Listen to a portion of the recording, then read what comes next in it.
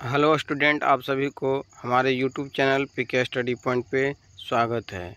आज चलिए हम लोग क्लास 7 की चैप्टर नंबर 3 जल अनमोल संसाधन वाटर वैल्यूएबल रिसोर्स है ना, इसके अभ्यास प्रश्न हम लोग चलिए करते हैं आज। सबसे पहले नंबर सवाल है, निम्नलिखित वाक्यों के समक्ष सही अथवा गलत का चिन्ह लगाइए। बोल रहा है कि जो सही उसमें सही कीजिए और जो गलत उसमें क्रॉस लगाइए, है ना। तो है पहला, भौम जल का स्तर कभी कम नहीं होता। तो ये गलत बात है, अगर वर्षा नहीं होगी तो कम हो जाएगा, है ना, तो ये गलत हो गया। दूसरा, जल की कमी की समस्या केवल शहरी क्षेत्रों के निवासी करते हैं। तो ये भी गलत है, काहे कि जल की समस्या गांव में भी ग्रामीण में भी हो जाता है, तो ये भी गलत है।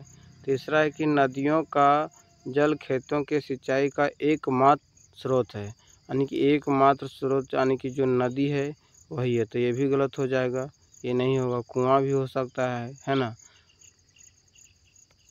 चौथा है, भौम जल हर जगह पीने लायक होता है। ये गलत है, हर जगह अगर हम लोग बोरिंग करवाते हैं तो हर जगह पानी पीने लायक होती है, नहीं होती। कहीं कहीं ऐसा पानी होता है कि जो पीने के लिए अच्छा नहीं होता है, लेकिन नहीं रहने की वजह से उसको पीना पड़ता है ना।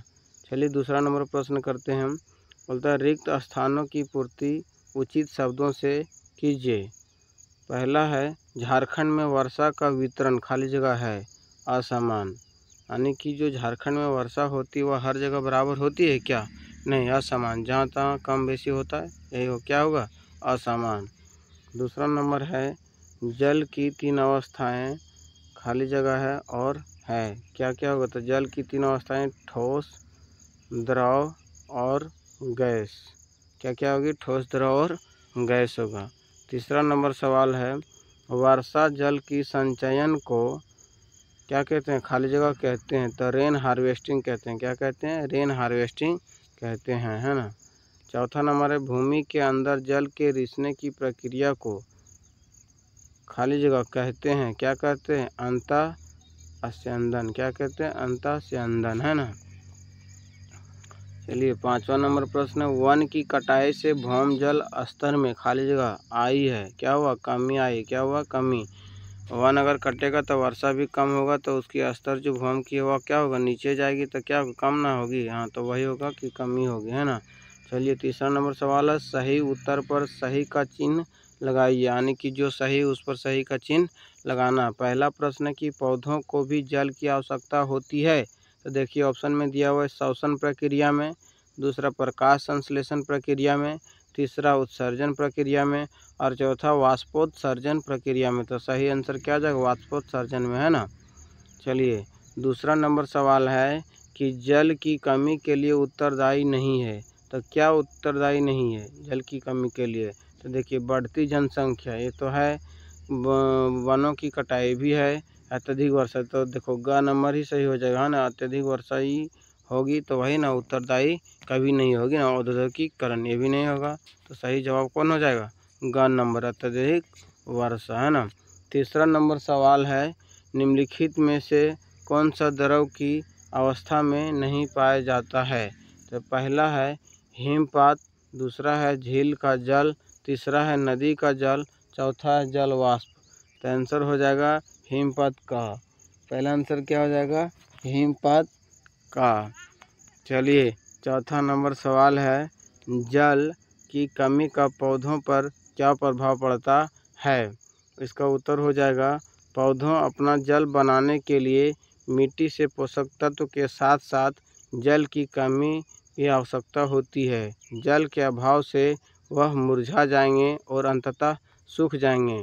जल के अभाव से पृथ्वी से हरियाली समाप्त हो जाएगी। चलिए 5वां नंबर प्रश्न को देखते हैं। प्रकृति में भूमिगत जल के स्रोत का वर्णन कीजिए। तो देखिए इसका सही आंसर हो जाएगा, प्रकृति में भूमिगत जल का प्रमुख स्रोत वर्षा है। क्या प्रमुख स्रोत? वर्षा। और कहीं से तो जल आती है क्या? नहीं, तो ये जो हो जाएगा क्या होगा? वर्षा, है ना। 6ठा नंबर सवाल है, दैनिक जीवन में जल का क्या महत्व है? तो चलिए इसका आंसर देखते हैं हम लोग। हम अपने दैनिक कार्य जैसे पीने के लिए नहाने के लिए, घर की सफाई करने, बर्तन को साफ करने और अन्य काम करने के लिए जल की ज़रूरत होती है। जल प्रत्येक जीव की आवश्यकता होती है, चाहे वह जानवर हो, पशु हो या पक्षी हो, है ना। चलिए 7वां नंबर प्रश्न है। 7वां नंबर प्रश्न है रेन वाटर हार्वेस्टिंग क्यों आवश्यकता है, यानी कि बोला कि रेन वाटर हार्वेस्टिंग जो है वह क्यों आवश्यकता है, यानी कि वर्षा जल को संग्रहण करने की आवश्यकता क्या है। तो देखिए इसका उत्तर, रेन वाटर हार्वेस्टिंग निम्न है।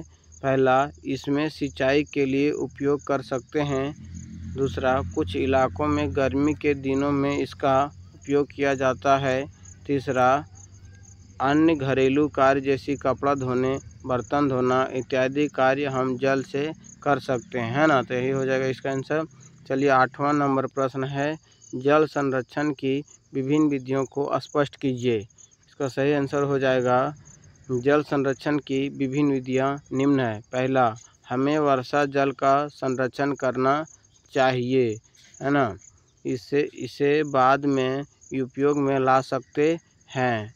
दूसरा, हमें लोगों को जागरूक करना होगा कि जल है तो कल है, यानी कि जल है तो जीवन है ना, जल के बिना जीवन नहीं है। तीसरा, हमें जल का सदुपयोग करना चाहिए, ना कि दुरुपयोग, है ना। सदुपयोग यानी कि जहाँ प्रयोग हो वहीं करना चाहिए और अन्यथा इसके अलावा नहीं। 9वां नंबर प्रश्न है, ड्रिप सिंचाई विधि क्या है, वर्णन कीजिए। देखिए उत्तर इसका सही हो जाएगा, ड्रिप सिंचाई व्यवस्था कम व्यास के पाइप द्वारा पौधों को पानी देने की तकनीक है जो सीधी उनकी जड़ों तक जल पहुंचाता है। 10वां नंबर प्रश्न है, भौमजल और भौमजल स्तर को दिखाते हुए एक रेखा चित्र बनाइए, उसे चिन्हित कीजिए, है ना। तो देखिए हम लोग चित्र है ये भौमजल का, ये वाला है ना, ये भौमजल, ये क्या है भौमजल। तो ये वाला चित्र है, किताब में दिया हुआ है, तो ये बना लेना। ये जो जल जाती है, जल जाने के बाद नीचे होती है, क्या होती है, भौमजल के रूप में नीचे रहती है कि नहीं। जब हम लोग बोरिंग करते हैं तो उसमें जल कहाँ से आता है, भाई भौम स्तर में जो जल टिकी होती है वही स्तर वाला जल आता है ना। तो ये वाला किताब में चित्र होगा वो भौम जल का छापना, ये सब बादल वगैरह वर्षण वगैरह ये सब करने नहीं छापना है, सिर्फ भौम जल का जो चित्र है वो छाप लेना है। क्योंकि यहाँ दिया है सिर्फ भौम जल और भौम जल स्तर को दिखाते हुए एक चित्र बनाइए, उसे चिन्हित कीजिए, है ना। तो सिर्फ ये भौम जल का जो चित्र है ये वाला ये बना लेना है ना ये। चलिए इसके बाद है 11वां नंबर प्रश्न, मान लीजिए आपके क्षेत्र में काफ़ी वर्षा होती है किंतु गर्मी के दिनों में कुआं का पानी सूख जाता है, आप जल को बचाने के लिए क्या उपाय कर सकते हैं ना। तो जल को बचाने के लिए क्या उपाय हम कर सकते हैं, इसका देखो आंसर, है ना। हम वर्षा जल का संग्रह डोभा, तालाब इत्यादि बनाकर कर सकते हैं। इससे भूमिगत जल का जल स्तर बना रहेगा और हम उसे गर्मी के दिनों में भी उपयोग कर सकते हैं। दूसरा, हम अधिक गहराई वाले कुआं का निर्माण करेंगे, इसमें अत्यधिक जल संग्रह हो, है ना। 13 नंबर सवाल है, समझाइए कि भौमजल की पुनः पूर्ति किस प्रकार होती है। चलिए इसका सटीक आंसर हो जाएगा, भौमजल की पुनः पूर्ति वर्षा जल का कुछ भाग मिट्टी के छिद्रों से नीचे रिसकर चट्टानों की दरारों से होता हुआ चट्टानों के ऊपर जमा हो जाने से होती है। चलिए 14 नंबर प्रश्न है, झारखंड सरकार गांव तथा शहरों में जल संचयन के लिए किस तरह का कार्य कर रही है। तो इसका सही आंसर हो जाएगा कि झारखंड सरकार गांवों तथा शहरों में जल संचयन के लिए निम्न कार्य कर रही है। पहला, वर्षा जल संरक्षण के लिए डोभा निर्माण, आप लोग सुने हो कि मनरेगा में काम होता है और डोभा का निर्माण होता है, ठेकेदार लोग करवाते हैं। तो ये कौन करवा रहे हैं, झारखंड सरकार क्या करते हैं, जल संरक्षण के लिए डोभा का निर्माण करवाते हैं। दूसरा नंबर है, लोगों को जल के महत्व का जागरूकता अभियान चलाकर लोगों को जागरूक कर रही है। तीसरा है, जल शक्ति अभियान, हमारा यह कर्तव्य है कि हम इस अभियान में बढ़ चढ़कर भाग लें, क्योंकि जल है तो कल, यानी कि जल है तो जीवन है, इसीलिए जल को संरक्षण करने का दायित्व हमें भी उठाना चाहिए, है ना।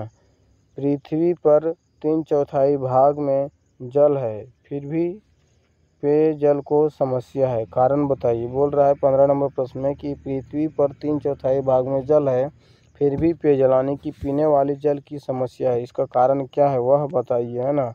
तो ये देखिए इसका कारण जो है, पृथ्वी पर जल का असमान वितरण यानी कि जहाँ तहाँ कम बेसी, है ना, कि एक समान नहीं है। अगर यहाँ 5 फीट पे पानी निकल रहा है बोरिंग में, तो आगे अगर कुछ जगह के बाद निकालेंगे तो 10 फीट में निकलेगा, कहीं 15 फीट में, कहीं कम में, इस तरह से करके आता है निकलता है। तो वही क्या बोल रहा है, असमान वितरण है। तो पृथ्वी लगभग 71% जल से ढका है। कितना? 71% जल से ढका है, जिसमें से 97.3% भाग महासागरों में पाया जाता है, जो कि लवणीय यानी कि महासागर में पाया जाता है। वह कैसा है? नमकीन है, लवणीय है, वो पानी को हम लोग पी नहीं सकते हैं, खारा पानी है और सीधे उपयोग में नहीं लाया जाता।